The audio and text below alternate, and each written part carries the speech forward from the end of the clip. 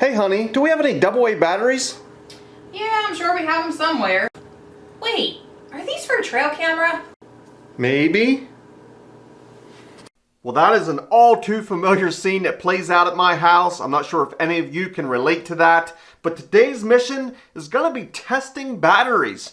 Now, which batteries are your best bang for your buck? Which ones last the longest in trail cameras?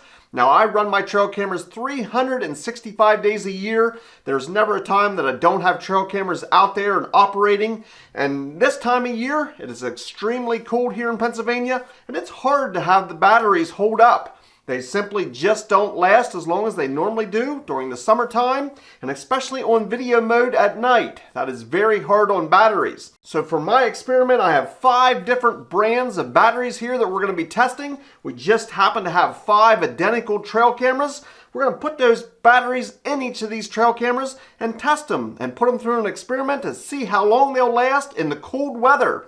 Which one's going to come out on top? We're going to do a price comparison, so maybe one that doesn't last quite as long, but is a great deal to buy. That may win, so we'll do all these calculations, but let's see who the contestants are.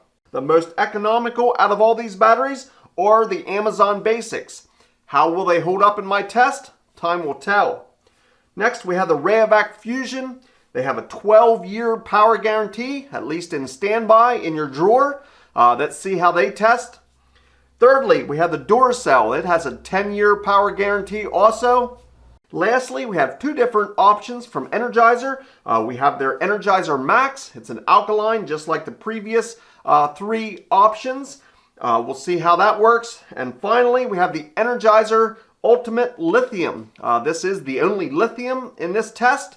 So we'll see if that makes a difference. They are the most expensive.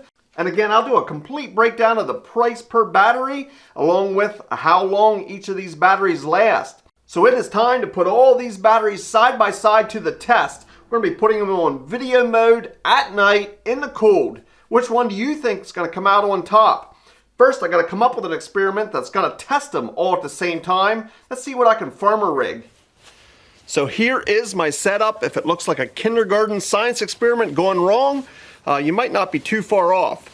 I have all the cameras lined up here and I synced all their settings. I made each one of their settings identical. They're going to be taking a 1-minute video followed by a 15-second rest or a 15-second delay, and then another 1-minute video. I have a bit of a slider there that's going to create movement, and I actually have a small light bulb on that slider. That should create just enough heat, and with that movement should be constantly triggering these cameras. That's going to go back and forth, and hopefully all night long these cameras are going to continue to take that 1-minute video followed by a 15-second rest. I also have a thermometer there. Right now it's 28 degrees Fahrenheit. I'm not sure if the cameras are going to be able to pick up the degrees, but it's probably going to fall down into the single digits before the night's over. So as long as all of my equipment holds up all night long, we should get a clear-cut winner until morning. My goal is to simply check the SD cards, see which camera recorded the longest. We should be able to use the timestamps on the camera to see which one failed first and which one went the longest.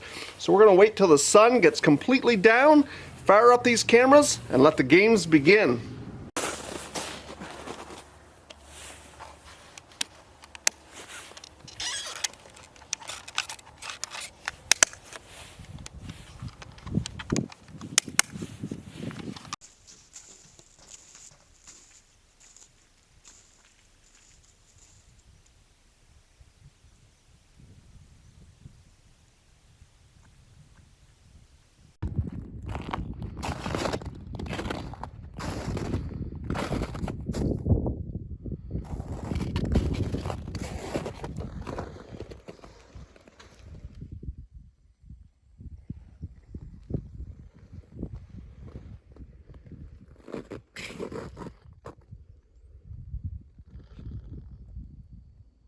Well, the testing is done. I have compiled all the data and the results are in. And the results may surprise you, or at least they did me. Now we're going to get into some of the data, and I simply went onto Amazon and purchased 8 counts of each of these batteries. So I know you can probably find some better deals if you shop around or you wait for discounts or sales. But for this test, we're simply going to go by the price when I went on to Amazon and bought 8 counts. Again, if you buy in quantity and shop around, you can probably find a little bit better deal. But let's dig into the data and see what it reveals. We're going to start with the Amazon Basics. They were the cheapest batteries, and they were $5.49 for an 8 count. That came in at 68 cents per battery, but of course it took 8 batteries to run this trail camera. I tested these batteries before we started, and at brand new they tested at 1.60 volts. At the end of the testing, when the camera would no longer take video anymore, the batteries tested at 1.37 volts. This Amazon Basics gave me 44 minutes of record time. Again, this was at night with the infrared in cold weather. 44 minutes of runtime. I wasn't terribly impressed. In fact, I thought I would get over an hour at least. But those were the results. In my testing, 44 minutes of runtime, or 44 1-minute videos with those 15-second rest in between from the Amazon Basics. Let's move on to the Rayovac. Again, I used 8 Rayovac batteries in here. The Rayovacs cost me $8.97 or $1.12 a piece. The Rayovacs also tested at 1.60 volts when they were new. After the camera quit working, I tested them again at 1.31 volts.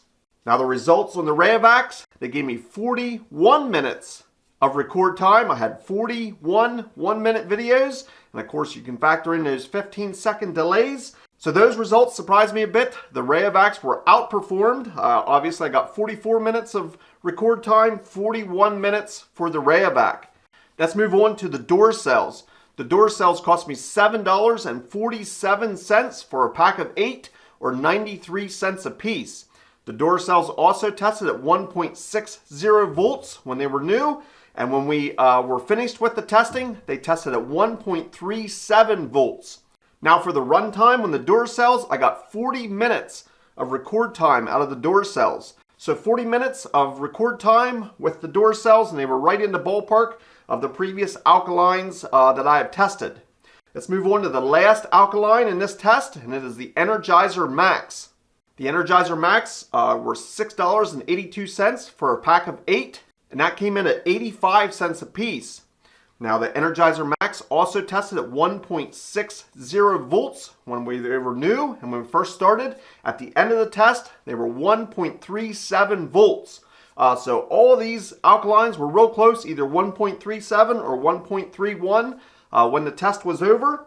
But surprisingly enough, the Energizer Max in my testing were the worst performing battery.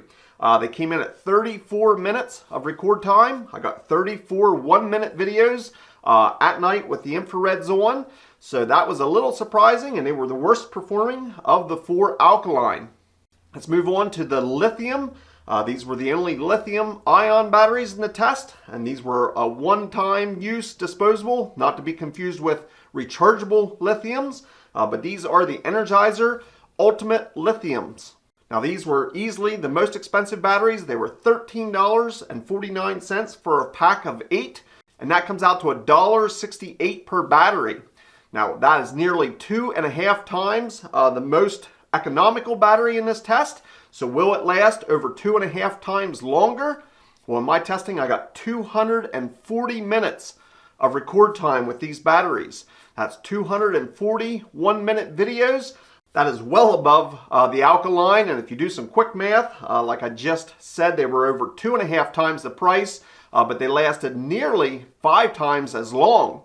I thought for another breakdown of the prices, I took the recorded minutes and divided it by the total price for the 8 batteries, and I have a price per minute of record time, and that'll give you another gauge of how these performed.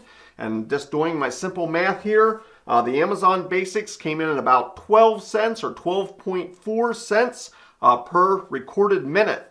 The Rayovac came in at approximately 22 cents per recorded minute. The Duracell copper tops came in at 19 cents or approximately 19 cents per recorded minute. The Energizer Max came in at about 20 cents per recorded minute. And finally, the Energizer Lithiums, after 240 recorded minutes, divide that by the total price, it comes out to 6 cents per recorded minute. So that's just another way of looking at it. Again, looking at it that way, the Lithiums well outperformed any of these. The Amazon Basics were about 12 or 12.4 cents per recorded minute. And the loser, or at least the most expensive in my testing here, were these Rayovacs that cost over 22 cents per recorded minute when using these Rayovac Fusion. So hopefully you found this information interesting or maybe even useful. The clear-cut winner in my testing was the Energizer Lithiums. I've been using Energizer Lithiums in all of my trail cameras. Now I do use quite a bit of solar, but anytime I do use AA batteries, it is always Energizer Lithium. I find they work exceptionally better than any Alkaline in both the cold weather, and I use them all summer long. I find just the trail cameras perform better. They can maintain that higher voltage for longer periods of time.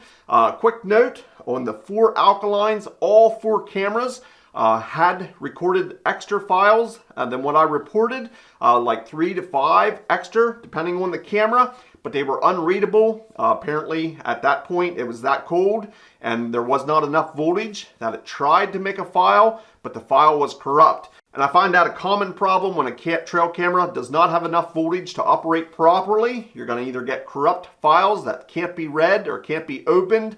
Maybe the camera will operate during the daytime but not at night because the extra draw at night, there's just not enough juice there. That's where I find the lithium batteries are exceptionally better because they hold their voltage at a higher level for longer, and then when they're dead, they just simply drop off and the camera quits working. So the 4 Alkaline all gave some extra records, but there was nothing on those files, and I did not compute those numbers in the totals that I gave you. The totals I gave you were actually files that you can open and watch the recording.